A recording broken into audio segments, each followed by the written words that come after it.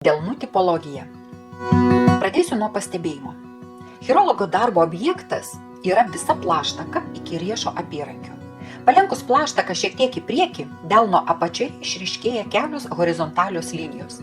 Jos ir yra riešo apyrankės. Taigi, teisingiausia būtų sakyti plaštakų tipologija, bet kartais sau leisiu pasakyti delnų tipologija. Pradėjusi detaliau gilintis į delnotyrą, susidūriau su labai rimta problema. Grynų tipų, apie kuriuos skaičiau literatūroje, nėra. Arba man tokie nepasitaikė. Greičiausiai. Aš ir taip žiūrėjau, ir taip sukiojau man patikėtus delnus, bet niekaip negalėjau suprasti, koksgi pagaliau yra delnų tipas.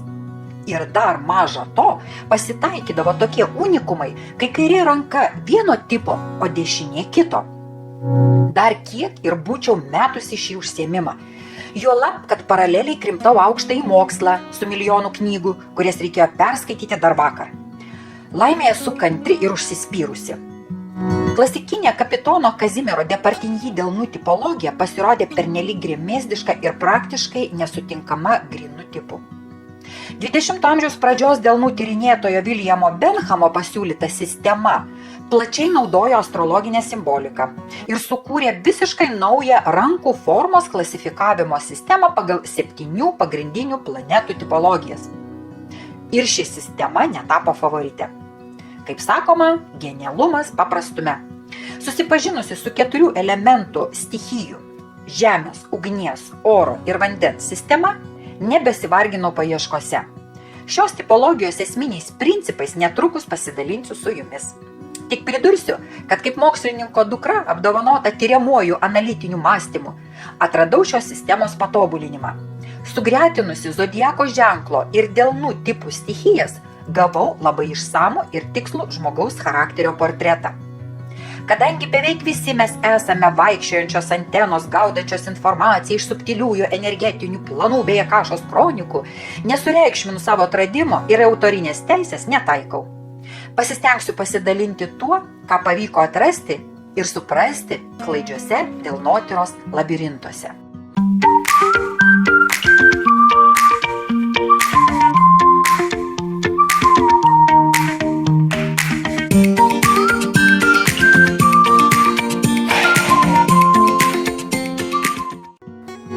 Chirognomija – mokslas apie rankų tipus ir formas.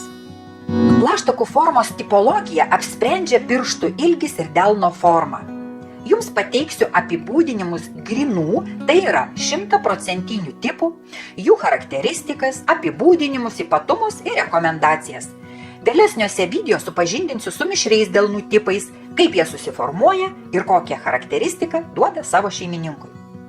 Zodiako ženklo elementą apsprendžia Saulės buvimo vieta žmogaus nataliniame horoskope, kuri gimimo metu buvo viename iš 12 zodiako ženklų. Zodiako ženklą tipą visada laikau 100%. Mielieji, trumputė pastaba. Niekada nemišraininkite 2 sistemų į vieną. Astrologija dirba savo sistemos ribose, o chirologija savo. Taigi, jei gimimo metu Saulė buvo dvyniuose, mes turėsime gryną oro tipą. Jei Saulė buvo ožiaragio ženkle, bus žemės tipas. Jei kartais pakliūsite į situaciją, kai asmuo gimė ant zodiako ženklų kaitos ribos, paieškokite elementarios astrologinės programos, kuri be galo greitai ir be didelio vargo išvaduos jūs iš neapibrėžtumo. Sudėtingiau, jei žmogus nežino tikslios savo gimimo valandos. Na, tuomet be mantikos neapsieisite. Plaštakos formos tipologija susideda iš 2 elementų, kaip jau minėjau, pirštų ilgio ir delno formos. Pirštai gali būti trumpi arba ilgi, delno formos kvadratinė arba stačiakampė. Dabar belieka tik sukomplektuoti. Trumpi pirštai kvadratinis delnas, ilgi pirštai stačiakampis delnas, ilgi pirštai kvadratinis delnas, trumpi pirštai stačiakampis delnas. Viskas. Paprasta, ar ne? Zodiako ženklo stichiją aš priskiriu mąstymui, tai yra galvai, o delnų stichijos tipą rankoms, tai yra veiksmui. Zodiako stichija rodo, kaip žmogus mąsto, ką ir kaip jis kalba, kokie jo norai ir taip toliau. Rankose esanti stichija rodo, kaip žmogus kuria savo gyvenimą, ką ir kaip jis daro, kaip jis elgiasi. Ir čia nutinka vienas labai įdomus dalykas. Dėl skirtingų stichijų žmogus gali mąstyti ir kalbėti vienaip, o elgtis visiškai kitaip. Kaip sąveikauja tarpusavyje mąstymo ir veiksmo stichijos, pakalbėsiu kiek vėliau, kai susipažinsime su visais grynais tipais. Na, o dabar važiuojam. Apie kiekvieną žemės, ugnies, oro ir vandens tipą papasakosiu atskiruose video paskaitose. Tai bus patogiau ir neužims daug jūsų laiko. Lašas po lašo, žingsnis po žingsnio judėsime chirologijos pažinimo takais ir takeliais.